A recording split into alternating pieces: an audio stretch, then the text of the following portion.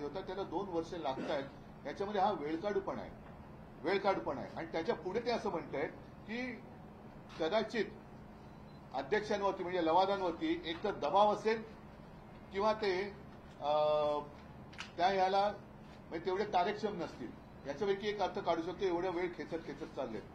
थोडक्यात काय की ज्या पद्धतीने या सगळ्या केसची हाताळणी चालू आहे याच्यामध्ये आता लोकशाहीचा खून होतोय की काय अशी परिस्थिती निर्माण झालेली आहे.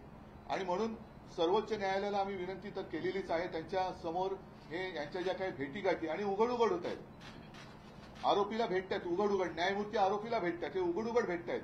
तर जो न्यायमूर्ती आरोपीला भेटू शकतो ते उद्या त्यांच्याकडनं काय निकाल लागेल याची कल्पना जनतेला आली असेल. आम्ही शेवटी जनतेच्या न्यायालयात लढणारी लोक आहोत. सर्वोच्च न्यायालयाला सुद्धा आमची हीच विनंती आहे की हे सगळं डोळ्यादेखत घडतंय. आपण सर्वोच्च आहात. एक व्यक्तींची एक ओळख असते.